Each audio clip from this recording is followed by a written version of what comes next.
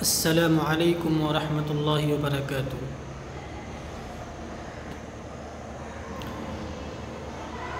طلبہ عزیز، محاضرہ نمبر 32 غالباً امید ہے آپ خیریت سے ہوں گے اور اب تک پیش کیے گئے تمام اسباق آپ نے سن لیا ہوگا اور سمجھ لیا ہوگا۔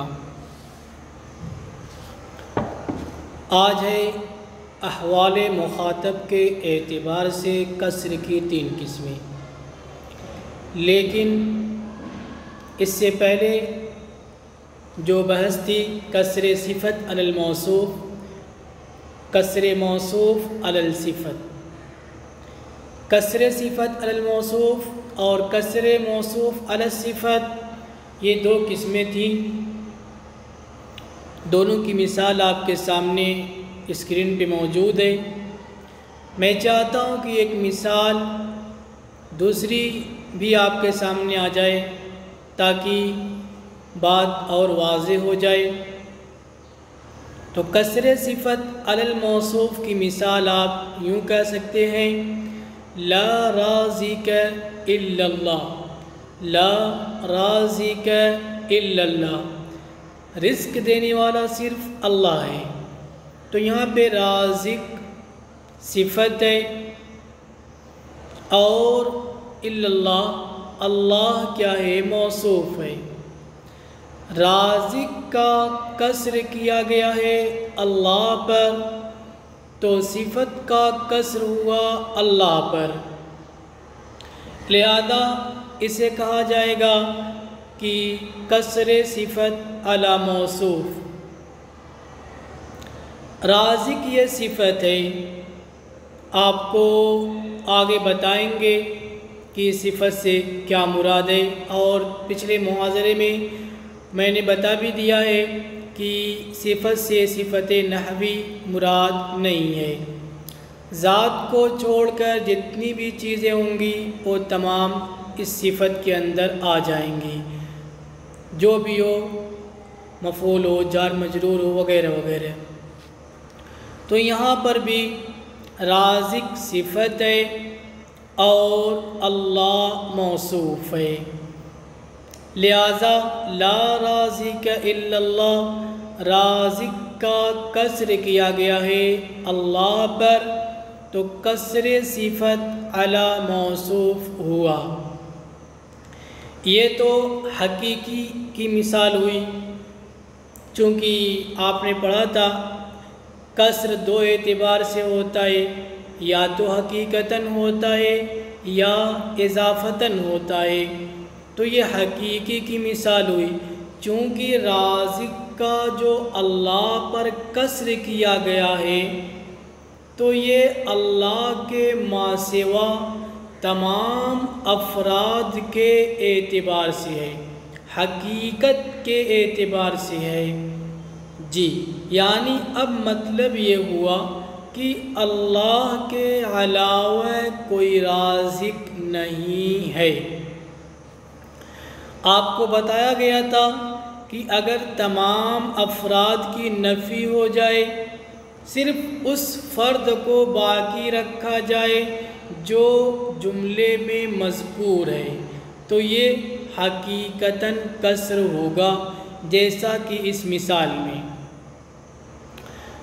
آپ اضافے کی بھی مثال دیکھ لیجئے کہ کسر صفت علی الموصوف ہو لیکن اضافی ہو، جیسے لا زعیم الا راشد، لا زعیم الا راشد۔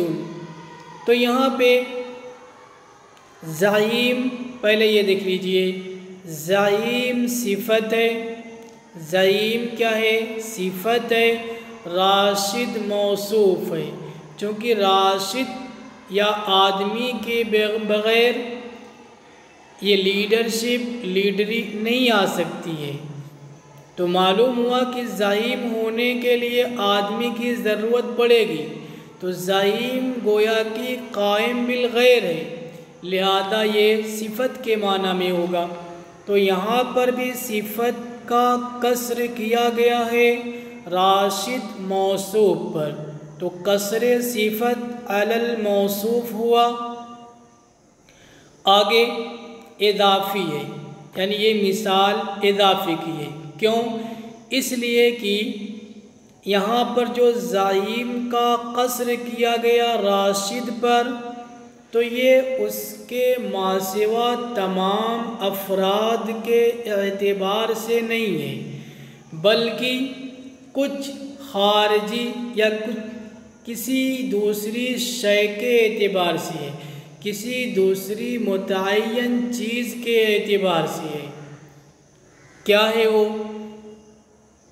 ایسا نہیں ہے کہ لیڈر زعیم صرف راشد ہے، بلکہ اس کے علاوہ دوسرے قائد بھی پائے جا رہے ہیں۔ جب اس کے علاوہ دوسرے قائد پائے جا رہے ہیں تو پھر کسر کا مطلب کیا ہوا؟ تو کسر یہ جو کیا گیا ہے یہ کمال کے اعتبار سے ہے کہ راشد کے اندر قیادت یہ کمال درجے کی پائی جا رہی ہے، اس لیے کہہ دیا گیا لا زعیم الا راشد، ورنہ تو دوسرے قائدین بھی پائے جا رہے ہیں۔ تو لا زعیم الا راشد یہ اضافی کی مثال ہو گئی ہے۔ آپ یوں بھی کہہ سکتے ہیں کہ زعیم کا جو قصر کیا گیا ہے راشد پر، یہ راشد کے ماسوا جتنے افراد ہیں زید عمر بکر وغیرہ، ان کے اعتبار سے، ان تمام کے اعتبار سے نہیں ہے، بلکہ زید کے اعتبار سے، صرف زید یا عمر کے اعتبار سے ہے کہ لوگ یہ سوچ رہے تھے راشد زعیم ہے یا زید ہے، بکر ہے، تو ان دو کے اعتبار سے کسر کر دیا گیا کہ نہیں، بلکہ کیا ہے، راشد زعیم ہے، لیڈر راشد ہے، بکر نہیں ہے یا عمر نہیں ہے۔ حاصل کلام کہ یہ راشد کے جو ماسوا تمام افراد ہیں، ان تمام افراد کے اعتبار سے کسر نہیں ہے، کچھ متعین افراد کے اعتبار سے، کسی دوسری شے کے اعتبار سے ہے، اس لیے یہ اضافی ہے۔ آگے دوسری قسم کی مثال دیکھ لیتے ہیں، قصر موصوف علی الصفت۔ مثلا مَاللَّهُ إِلَّا خَالِقُ كُلِّ شَيْءٍ، کہ اللہ نہیں ہے مگر ہر چیز کا پیدا کرنے والا۔ تو یہاں پر دیکھیے اللہ موصوف ہے، اللہ موصوف ہے، خالق صفت ہے۔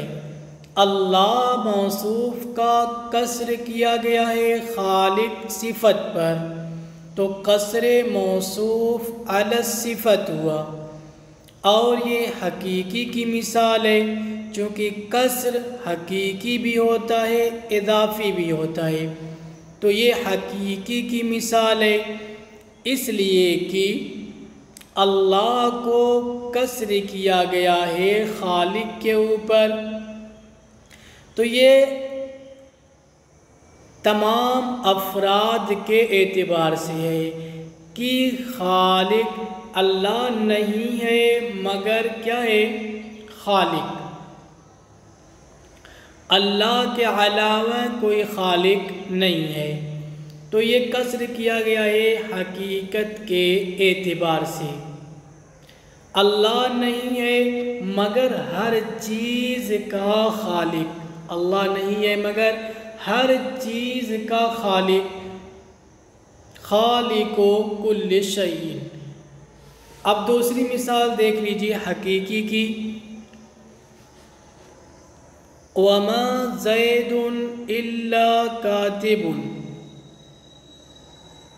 وما زید الا کاتب، تو یہاں پہ زید کا کسر کیا گیا ہے کاتب پر، زید کا کسر کیا گیا ہے کاتب پر۔ اب زید موصوف ہے، کاتب صفت ہے، تو کسر موصوف علی الصفت ہوا، اور یہ کیا ہے؟ مثال ہے اضافے کی۔ کسر موصوف علی الصفت کی اضافی والی مثال کیا ہوگی؟ وما زید الا کاتب، زید نہیں ہے مگر کاتب، زید کا کسر کیا گیا ہے کاتب پر،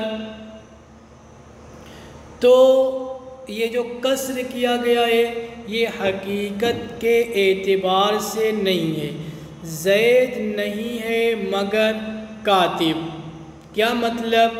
یعنی زید کے کاتب ہونے اور دوسری چیز کے بارے میں لوگوں کو تردد تھا، تو اس متعین چیز کے اعتبار سے کسر کر دیا گیا ہے کہ زید نہیں ہے مگر کاتب۔ یہ مطلب نہیں کہ زید صرف کاتب ہے، زید اس کے علاوہ کچھ نہیں ہے، یہ مطلب نہیں ہے۔ جیسا کہ پہلی مثال میں تھا اللہ، یہ مطلب نہیں کہ اللہ صرف خالق ہے، خالق کے علاوہ اور کچھ نہیں ہے، بلکہ اللہ کے خالق یا عدم خالق ہونے کے بارے میں جن لوگوں کو تردد تھا ان کا تردد دور کر دیا گیا۔ ما اللہ الا خالق کل شیء۔ جی امید ہے کہ کسر موصوف علی الصفت اور کسر صفت علی الموصوف کی جو مثالیں دی گئیں اس سے بات آپ کو اور زیادہ سمجھ میں آ گئی ہوگی۔ اب آگے دیکھتے ہیں احوال مخاطب کے اعتبار سے کسر کی 3 قسمیں ہیں۔ مخاطب کو سامنے رکھتے ہوئے کہ کس مخاطب کے سامنے کس طریقے کا کسر ہوگا، اس اعتبار سے کسر کی 3 قسمیں ہیں۔ نمبر 1 کسر افراد، نمبر 2 کسر تعیین، نمبر 3 کسر قلب۔ کسر افراد اس وقت ہوتا ہے جب مخاطب شرکت کا اعتقاد رکھے، جیسے ما من الہ الا اللہ، ما من الہ الا اللہ، یہاں پہ الہ کا کسر کیا گیا ہے اللہ پر۔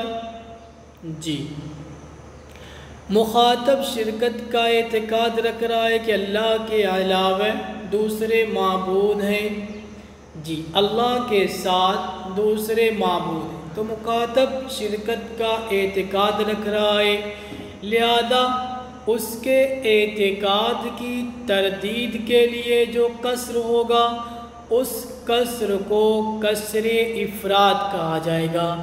جیسے ما من الہ الا اللہ، اللہ کے سوا کوئی معبود نہیں ہے۔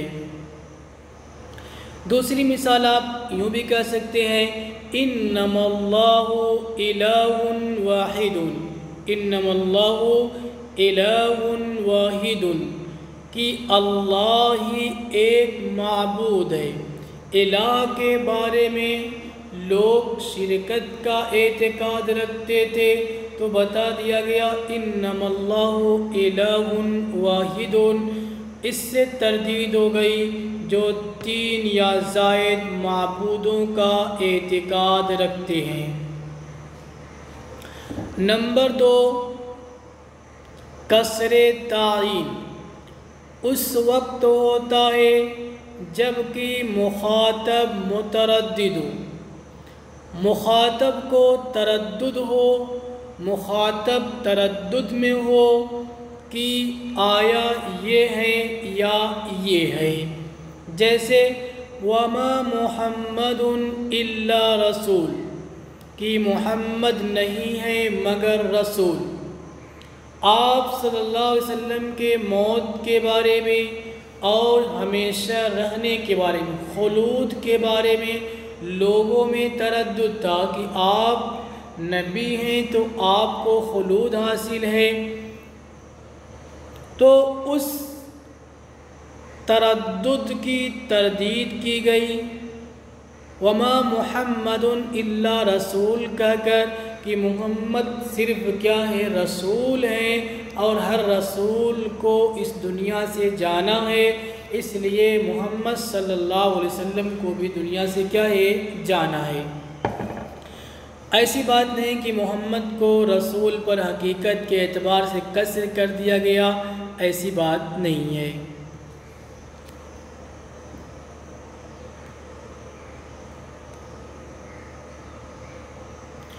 قصر قلب اس وقت ہوتا ہے جبکہ مخاطب برعکس اعتقاد رکھے۔ عفو و معذرتاً، قصر تعین کی ایک مثال اور دیکھ لیجئے۔ جو شخص زمین کے متحرک اور ساکن ہونے میں متردد ہو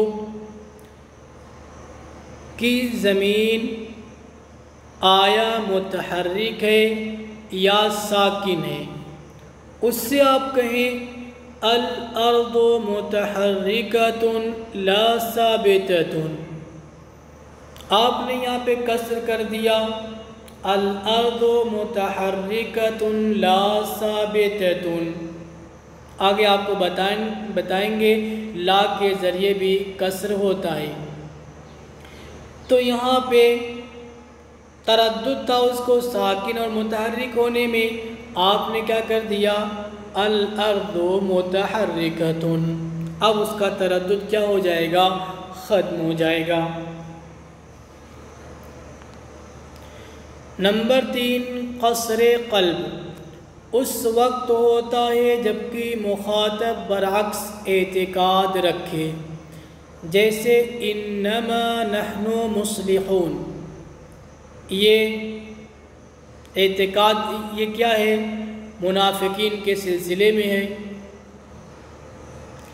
کہ منافقین کہتے تھے ہم لوگ تو اصلاح کرنے والے ہیں، ہم لوگ تو مصلح ہیں، چونکہ مسلمانوں کا یہ اعتقاد تھا کہ منافق کیا ہیں، مفسد ہیں، وہ لوگ زمین میں فساد پھیلانے والے ہیں، یہ مومنین کا اعتقاد ہے۔